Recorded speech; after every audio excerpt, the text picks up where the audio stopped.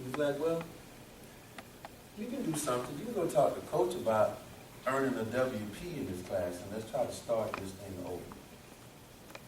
I earned a withdrawal pass. Came to coach and said, it's going to put me in a tough position. This means I won't be a full-time student in the spring, which means I can't play the only thing that's going to get me the opportunity to do something for me, my family, and my community, and that's play spring football. Coach said, we don't have a choice, we got to do it. I did not play spring football my first year. I let me down, I let my mama down, I let my grandfather down, I let my teammates down. I signed that letter to come here to be a leader. In my mind, that's what I was doing.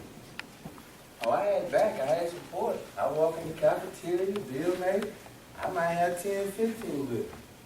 If I say let's meet outside in front of the green, I might have 10, 15 with me. You walking back from the practice field? Stars, what we gonna do tonight? What kind of leader was I when I left them at the most vulnerable time when they needed me to be out there, and that's called spring ball. I wasn't learning to be efficient. I wasn't learning to execute. I was somewhere looking in a book, trying not to lose the only opportunity that was given to me by the same institution that I thought made me a target. I was wrong. I was young, dumb, and wrong.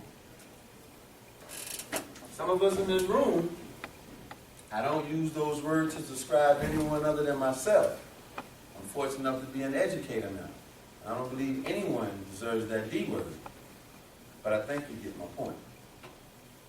I'm here today to talk to you about opportunities that are given to all of us.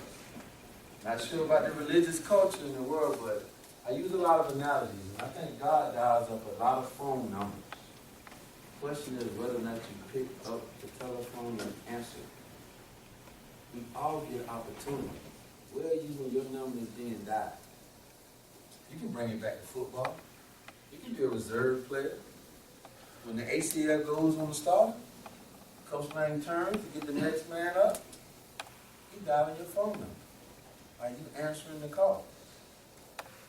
I didn't answer the call my first year. It was tough. It was a real big transition. And it wasn't that I wasn't intelligent enough to make it in the classroom. It was about my childhood into an institution that made them responsible for what someone else didn't do. That wasn't on them. I was mad at the wrong person. I didn't understand how to deal with that pain. I grew up a man here at Wofford College. I became a man here. I made a number of mistakes that I don't want you guys to make. That freshman year, those of you that have not set foot in Milliken, in the old main yet for a classroom, Donovan, met you 2 years ago, didn't we? Sat and ate lunch together doing camp, didn't we? I shared some of this with you, didn't we? How was that first year? Right. Sometimes when you tell a baby the stove hot, they even have to touch it. But let's move away from what we call macro conversations about large numbers. You got one individual that takes this opportunity to say, I'm going to use prevention as a methodology, not intervention, not treatment. Don't wait for it to happen to you to have to pull other people's resources together to come save you. We should be progressively moving forward, progressively thinking. I wasted a year of my life, of my teammates' life, of my mom, and what my granddad was looking down from heaven watching me. I wasted a year. I spent that next year making it up. 2 years I lost. 2 years. Some of this anger, when I say I subjected it to other people,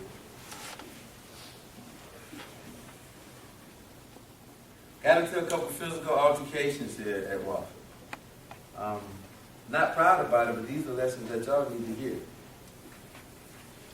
I stayed in the principal's office. Who do you think the principal is? Who do you think the principal is?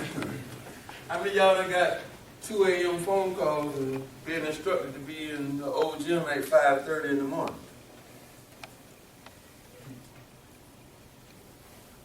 there was a lot of things that my small mind and my small upbringing limited me from understanding when I got to college. There were some people in place that believed in me, that I made my enemies, that I had no idea how much love they had for me. They're in this room and they're in this campus and in this classroom. They're also alumni of this institution that we've been fortunate enough to become. Change not only ourselves, change our family, change our generation. Let me say that again. They're in this room, they're in your classrooms, they're on this campus, and they're alumni of this institution that affords us opportunity to not only change ourselves, but change our families, change our communities, and change our generation. I am first generation college. I have a daughter. As a junior here, I helped contribute to taking a young lady's progression of adulthood. I got a young lady pregnant when I was a junior here at Wofford College. Another one of my immature, dumb, irresponsible mistakes. One thing about me is that I've been blessed with the hard head. I didn't know how to accept failure. So what do you think the first thing I thought about when I was informed I was going to be a father? I ain't going to do nothing like my dad. That opportunity made me grow up. I started going to Bilo, getting teachers at 2 o'clock in the morning. I stopped going to the parties in Ville May. I stopped doing a lot of stuff. Because my mama called me and she said, some girl called here crying talking about you going to be a daddy. Did I teach you to be a little boy? Did I raise you to be a man? You up there making man decisions, so guess what? Don't play with my grandchild. I don't want no crying grandchild. Now how can you not get a crying grandchild? Chad Starks, as she like to say when I'm getting those straight up lessons. She said, you do everything in your power to make that happen. Think about me. I was now responsible for 2 other lives. Ain't nobody taught me to take care of me, let alone take care of 2 other people. I wasn't ready for all of this. You're not ready for all this stuff that you think is glitz and glamour. It's the only time you get to be an undergrad. It's the only time you get to go to 2-a-day camp. You don't want to turn around and live with regrets. You don't want to turn around and have these stories about woulda, shoulda, coulda. 1991 was a long time ago. 2013, it's going to eventually be a long time ago in your lives. You want to take advantage of where you are right now. I don't think I was hard-headed, but I probably was. I'm not exactly sure who came back to tell me this is what I did. This is how you navigate certain spaces. I wasn't trusting the man that made me. He didn't care about me. How is another man that don't look like me, that didn't help create me, gonna love me? I wouldn't believe in that. I made a very, very rude comment to my coach one day. You don't care about me. I just play football for you. You sign my papers and I show up on practice and show up on Saturdays. That's as far as this relationship needs to be.